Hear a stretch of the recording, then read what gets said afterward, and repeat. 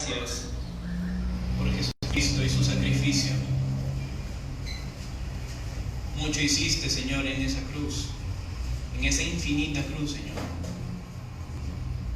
Infinita en su alcance, Señor. Cómo prevalece a través de los años. Cómo sigues fortaleciendo, Señor, con el Evangelio. Cómo sigues transformando el corazón de las personas, Señor. Yo te ruego en el nombre de Jesús, por su nombre, Señor, te lo ruego, que tú abras el corazón de todos los aquí presentes para hacer a un lado las cargas, las luchas, los errores, para hacernos a un lado a nosotros mismos y exponernos a tu palabra. Que tu Espíritu Santo, Señor, esté aquí presente con nosotros, te lo rogamos. Consuélanos, enséñanos, ministranos, Señor. Queremos conocer de tu santidad, Señor, de tu justicia. Cómo es que tú te revelas y tú te manifiestas y tú das esperanza con las promesas que reflejan tu carácter, Señor, para una vida eterna contigo. Sí, Señor, en el nombre de Jesús. Amén. Amén.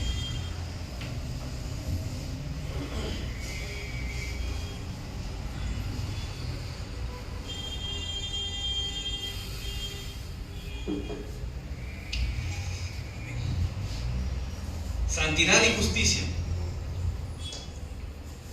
Todos sentimos la necesidad de la justicia. La justicia es inherente en todas las personas.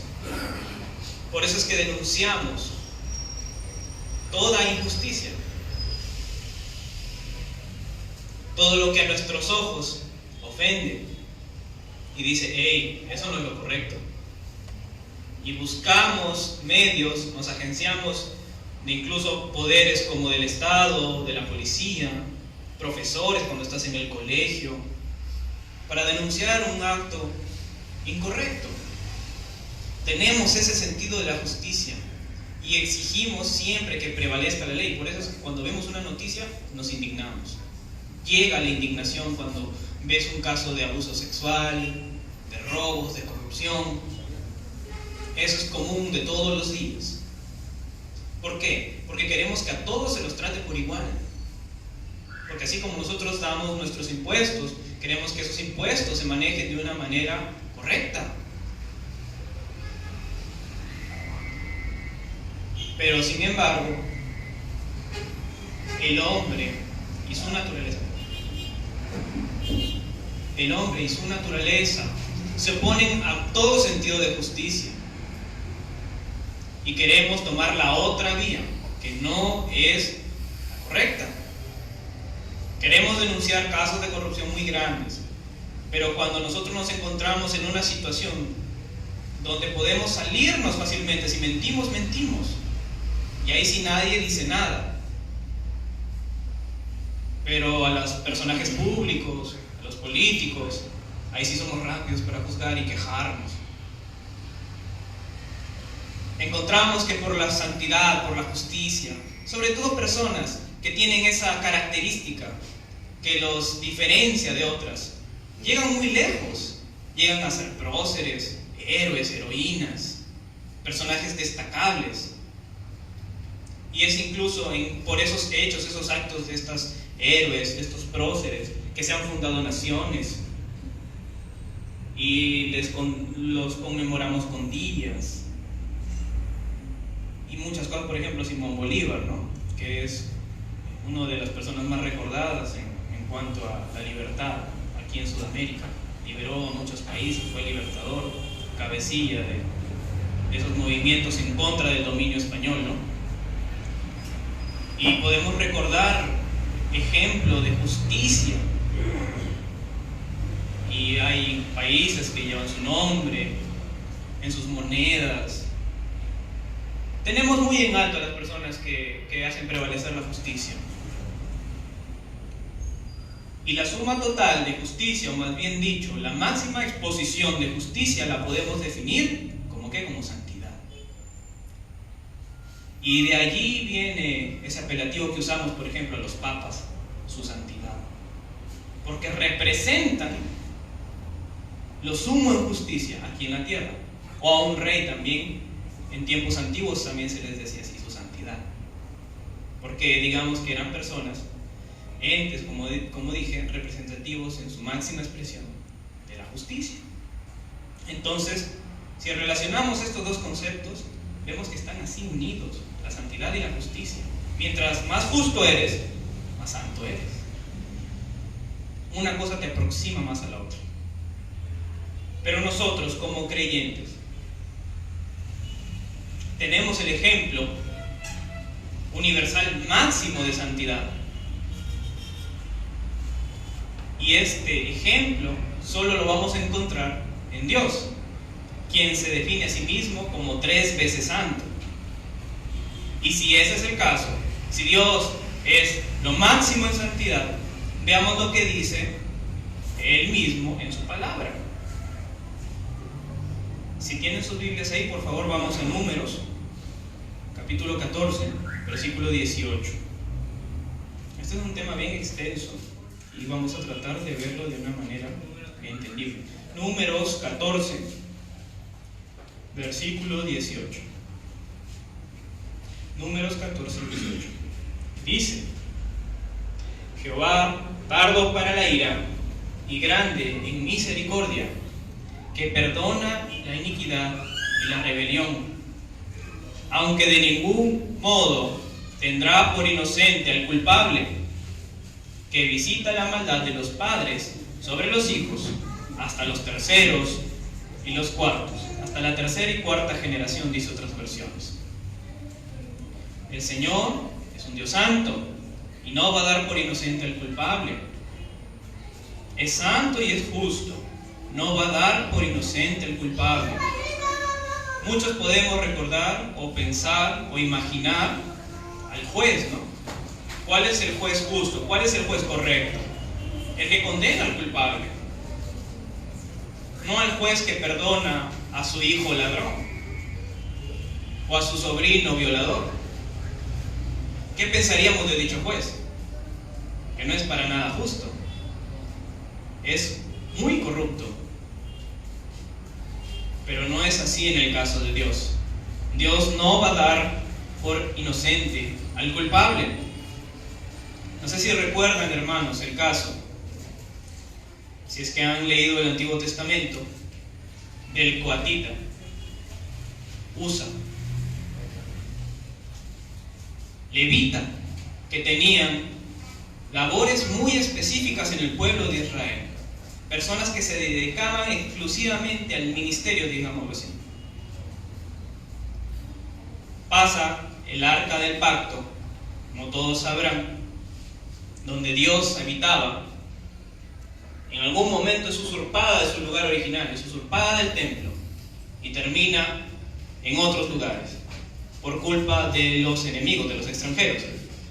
Y cuando esta arca es devuelta, es recuperada por Israel y es devuelta al templo, encontramos una historia que deja asustados a muchos, sobre todo por lo que es la santidad de Dios. Dice que cuando estaban trasladando el arca, la pusieron en una carreta y entonces el arca empezó a ser llevada hasta su destino. Pero en un momento, uno de los bueyes tropieza y el arca como que parece que se va a caer. Y en su aparentemente buena intención, Usa, el coatita, la sostiene. ¿Y qué es lo que pasa inmediatamente cuando él toca el arca? Muere. Muere. Dios lo mata. ¿Y esto por qué? Muchos dirán: ay no, qué malo Dios, si él quería hacer un favor. Un coatita, un levita, desde niño tenía muy en claro cuáles eran sus labores. La tenía muy clara. Y sobre todo, el cuidado que debían tener con los instrumentos santos. Mucho más si se trata del arca del pacto. Y aquel que la tocare moriría, ciertamente. Él lo sabía. Él lo sabía. Incluso para trasladar el arca tenía aditamentos especiales el arca. Se movía en base a unos palitos, unas varas. No podía tocarlo a las manos humanas. Y esta persona lo sabía, Usa lo sabía. Y quién sabe por qué, qué fue lo que movió a querer sostener el arca. Quizás no fue exclusivamente o necesariamente la bondad de su corazón, porque sabía cuán prohibido estaba. Y pasó lo que pasó. Dios no va a dar por inocente al culpable. Usa transgredió la ley. Usa pecó, ojo. No hizo un favor, pecó. Pecó. Y eso es lo que pasa con muchas personas, incluso dentro del ministerio, que creen hacer la labor de Dios, escondiendo pecados detrás. Y el Señor no va a dar por inocente al culpable. No va a dar por inocente al culpable. Así que cada vez que el Señor nos encomiende algo, a través de un líder o la iglesia misma te designe algo, hazlo con mucha reverencia, hazlo con mucho cuidado. Puede que el juicio no venga ahí mismo, como en el caso de Usa, que murió al instante, pero el Señor no va a dar por inocente al culpable. Tengamos bastante cuidado con eso, hermanos. El precio es la muerte. Y Dios, como hemos visto en Números, no va a tener por inocente al culpable. Temamos, hermanos, de la justicia de Dios. Quizás ahora, en estos tiempos, nosotros estamos acostumbrados a muchas cosas y exigimos, pero vamos a verlo poco a poco.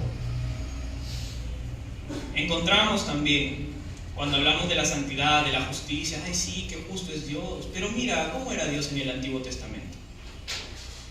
Y ya en el Nuevo Testamento Dios mejoró. No sé si han escuchado eso, que Dios es diferente en el Antiguo y en el Nuevo Testamento, que parece que Dios volvió a nacer, se arrepintió. Mansión. Pero, hermanos, pensemos, ¿qué es lo que dice Romanos 6:23? La paga del pecado, ¿qué cosa es? Es muerte. La paga del pecado es la muerte. Y muchos citarán ejemplos donde Dios manda al pueblo de Israel y a los ejércitos a asesinar a mujeres, asesinar incluso a los niños, a las gestantes. Manda a que se extermine completamente una nación, una sociedad. Qué malo que es Dios. Pero hermanos, no olvidemos qué es lo que pasó en el huerto del Edén. ¿A qué condenó Dios a las personas que pecaron? A la muerte. A la muerte. Es decir, nadie puede exigir vida a Dios, por cuanto todos pecaron y están destituidos. Estamos destituidos de la gloria de Dios, estamos destituidos de su presencia y merecemos la muerte, todos. Todos, hermanos. ¿Y por qué entonces pensar que Dios es malo cuando ejecuta juicio? Nosotros, si exigimos justicia, un juez tiene que condenar a su hijo, así su hijo haya sido el violador, tiene que condenarlo. De igual manera, si Dios es justo, tiene que matarnos. No hay pecado grande, pecado pequeño delante de Dios. Todos hemos fallado y estamos destituidos de Dios y merecemos la muerte, porque la paga del pecado es la muerte. Y si tú has vivido hasta el día de hoy una vida lejos del Señor, no es porque tú te lo mereces. En realidad, por la ley ya debe ser juzgado y debe ser asesinado o asesinada, fulminado, fulminada. Pero Dios tiene paciencia. Pero Dios ha tenido gracia contigo y conmigo para soportarnos a día de hoy y tenernos aquí. Pongámonos a pensar, hermanos, ¿nos merecemos algo? Pero somos rápidos para quejarnos y exigir derechos y exigir y exigir y exigir y seguir exigiendo. No nos merecemos nada, porque hemos pecado, hermanos. Hemos pecado, le hemos fallado a Dios. Piensa en eso. Piensa en el pecado. Piensa un momento en tu vida. Porque si somos justos y somos rectos, ya muerte es lo que toca. Toca morir, hermanos, es cierto.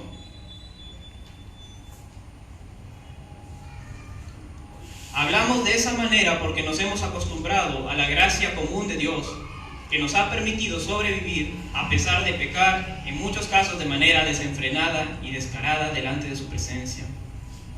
Sin embargo, el Señor es claro en su palabra con respecto al pecado, y su paga es la muerte. Entonces, hermano, yo te invito a que vivas una vida considerando todos los días esto, que la paga del pecado es la muerte. Y cada vez que pecas, cada vez que fallas, sepas qué es lo que mereces. Y la oportunidad que te da Dios de seguir con vida a pesar de pecar. La paga del pecado es la muerte. No te olvides, la paga del pecado es la muerte. En base a dicha declaración, ¿cuántos de nosotros hemos pecado? Por tanto, todos deberíamos morir. Pero completando el pasaje leído de Romanos 6:23, la paga del pecado es la muerte, mas la dádiva de Dios es vida eterna en Cristo Jesús. La dádiva de Dios, el regalo de Dios a pesar de fallar.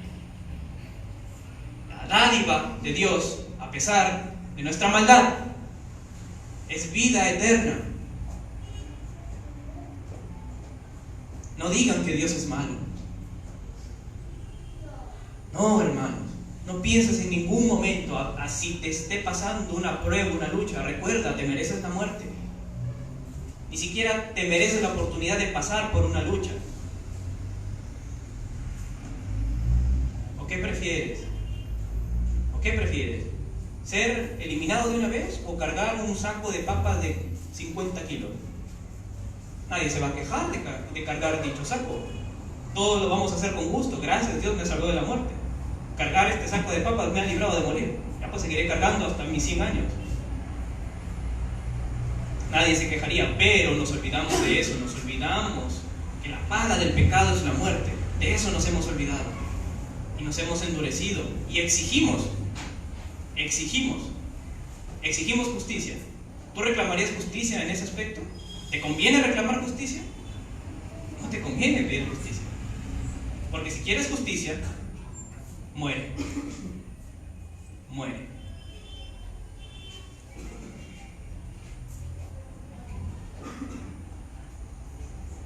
Dios tiene misericordia y paciencia guardando multitud de pecados. Todo el que peca debe morir. Porque seguir viendo a Dios como injusto, creyente, preocúpate.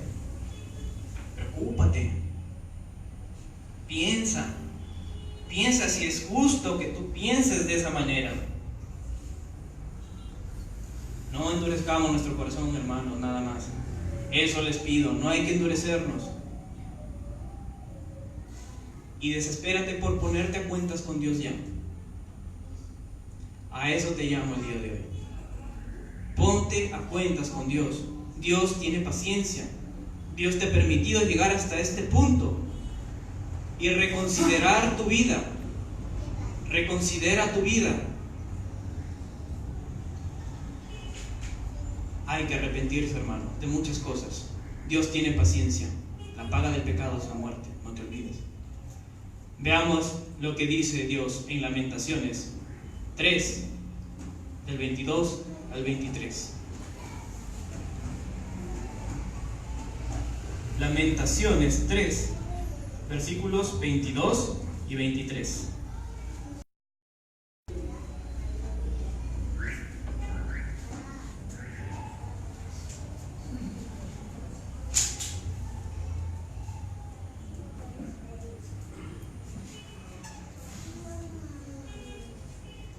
Dice: por la misericordia de Jehová no hemos sido consumidos, porque nunca decayeron sus misericordias. Nuevas son cada mañana. Grande es tu fidelidad. nuevas son cada mañana. Las misericordias de Dios nuevas son cada mañana. Piensa justicia. ¿Justicia es lo que necesitas? ¿Que se te haga justicia? ¿Quieres que se te haga justicia? La paga del pecado es la muerte. Pero Dios, ¿qué nos dice? ¿Qué nos promete? Nuevas son sus misericordias. Todos los días tienes una nueva oportunidad. Dios, con paciencia y amor, te da una nueva oportunidad. Sigue pensando, el día de hoy, que sea el día de recordar esto. Nuevas son tus misericordias. Ponte a cuentas con Dios ya. No hay que seguir jugando con el pecado.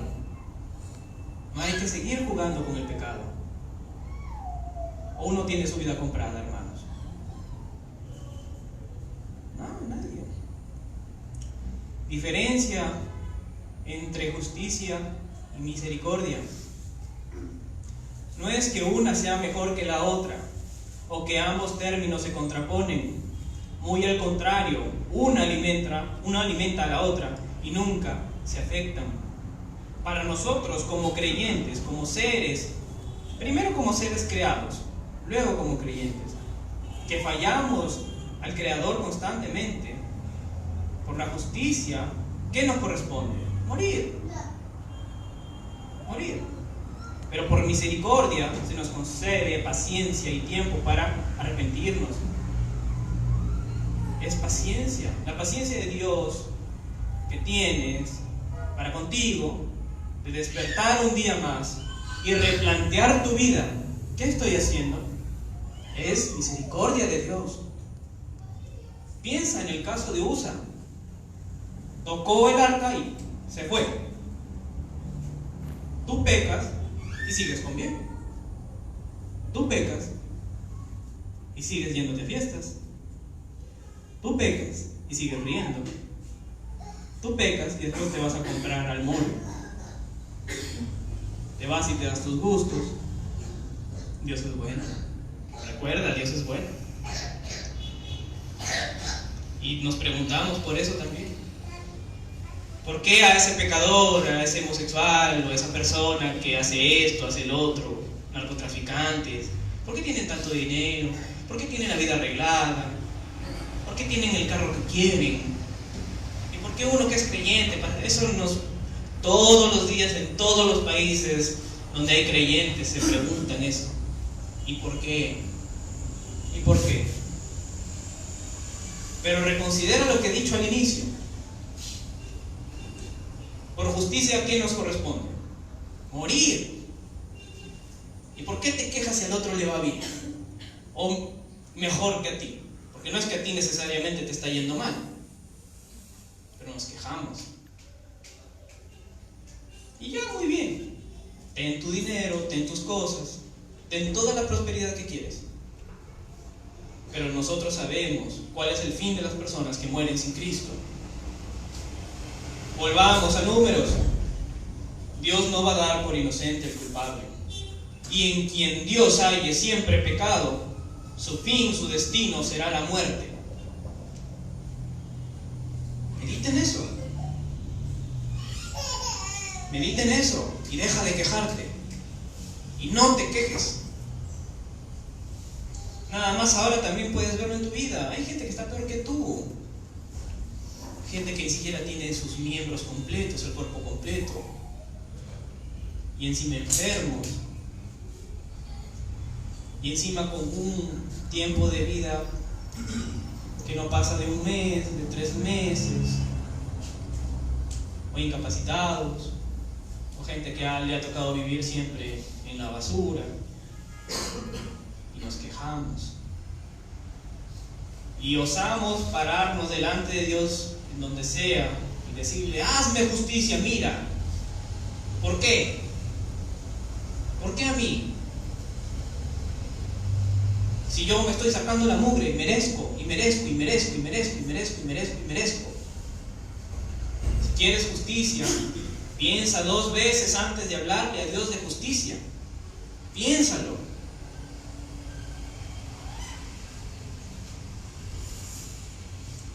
Yo he tratado de resumir esto porque hay ejemplos y muchas cosas de qué hablar de la santidad de Dios. Si uno abre una teología sistemática, encuentra mucho sobre este atributo de Dios. Y hombres, maestros, eruditos te van a exponer muchas cosas de la santidad. Pero a lo que yo te invito a que pienses es en lo que yo también he sido impactado cuando estuve un poco desarrollando este tema. En pensar en la justicia de Dios. Eso a mí me asustó el día de ayer, sinceramente. Cuando medité esto me asusté. Yo me asusté porque a mí me ha pasado muchas veces. Y Dios, hazme justicia, mira lo que me están haciendo en el trabajo. Yo lo he hecho muchas veces, yo soy sincero. Pero luego de pensar lo que es la justicia de Dios y lo que implica la paga del pecado, mejor me quedo callado. Mejor me quedo callado y no hablo de justicia.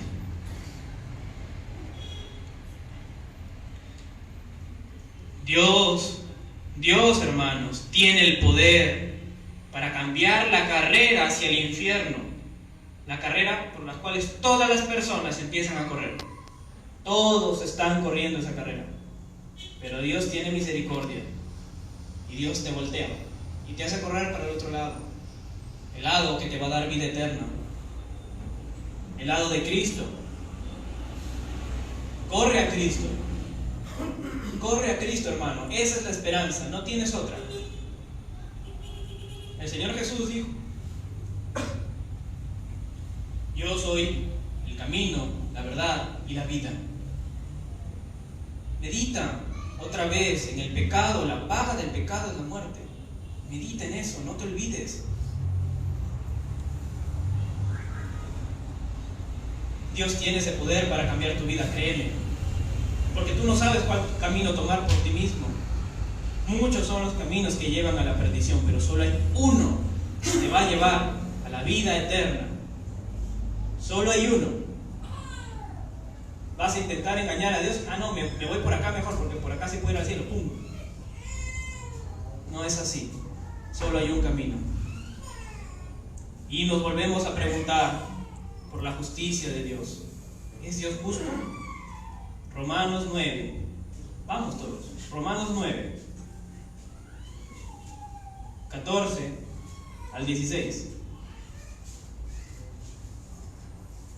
Romanos 9, 14 al 16. Dice: ¿qué concluiremos? ¿Acaso es Dios injusto? De ninguna manera.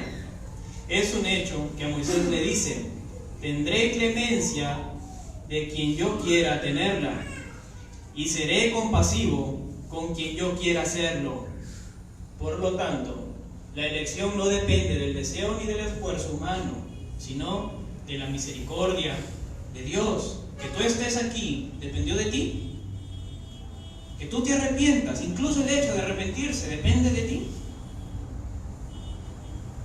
Creyente o persona que te quieres acercar a Cristo, no pidas justicia. No pidas justicia. Él va a tener misericordia de quien Él quiere. Y si Él te da la oportunidad, ojo, si Él te da la oportunidad de venir aquí a escuchar el mensaje de salvación, porque no me estoy predicando yo no me estoy predicando a mí, es a Cristo. Cristo es el que te va a salvar. Cristo es el único que te va a dar la solución a tus problemas, a tu problema de depresión, problema de fallas, de pecados, de cargas. Todos tus problemas tienen solución, y es en Cristo. Las personas escuchan el mensaje y lo rechazan, pero se trata de que ellos han rechazado. No, es que Dios ha tenido misericordia de ti y no ha hecho que tú rechaces ese mensaje.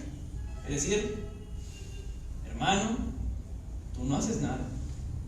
Tú lo único que haces es vivir de la misericordia de Dios. Solo vives de la misericordia de Dios. Por eso no te tocó nacer en ese sitio. Por eso no te tocó perder las 2 piernas o padecer enfermedades mentales. No es porque tú hiciste algo en el vientre de tu mamá para que no salgas dañado. Es que Dios te hizo nacer así. Y Dios te da oportunidad para que te arrepientas. ¿Por qué? Porque cuando nacemos, ¿qué es lo primero que queremos hacer? Pecado. Ya lo vemos en un niño, desde un niño nada más vemos el pecado. Y creces, y vas al colegio, en la universidad, y pruebas cosas. Y cuando eres confrontado con el Evangelio, ¿qué? Y si Dios tiene misericordia, te arrepientes. Y no es que tú te salvaste, es que Dios te salvó, que Dios tuvo misericordia de ti. Él tendrá misericordia de quien Él quiera tenerla. Entonces, ¿qué quiero decir? Que esto te debe llevar a una sola cosa: a vivir dando gracias a Dios todos los días, a vivir buscando su gracia. No vivas exigiendo cosas, porque incluso el hecho de que te has arrepentido es pura misericordia de Dios. Es pura misericordia de Dios que te hayas arrepentido, hermano. No somos nada delante de Dios. Esa es la conclusión: no somos nada. No es que eres un campeón, no es que tú sí lo puedes y confías en ti. No te dejes engañar por eso. No te dejes engañar por eso. Dios nos dice claramente que somos seres todos condenados a muerte. Y Dios tiene misericordia y nos arrepentimos porque Él quiso que nos arrepintamos. Tendré misericordia del que quiera tenerla, porque la paga del pecado es la muerte. Y si tú mueres como un pecador, al infierno. Pero no, aguanta. Yo no quiero que tú mueras. Yo quiero que tú tengas misericordia. Yo quiero que tú experimentes mi misericordia. Y quiero que vivas eternamente, por gracia de Dios. Acá el hombre no juega ningún papel. Piensa en eso. Ay, no, qué injusto Dios. ¿Cuántas veces has pecado? ¿Cuántas veces has pecado? ¿Cuántas veces te mereces el infierno? Ya, pues piensa en eso nada más. No exijas justicia. No exijas justicia, porque la paga del pecado es la muerte, más la dádiva de Dios es vida eterna. La dádiva, el regalo. Y si tú tienes ese regalo, o si tú lo quieres, ven, porque Él dice: el que quiera que venga y beba del agua de vida eterna. El que quiera. Toma el regalo, no seas tonto, no seas tonta. Arrepiéntete.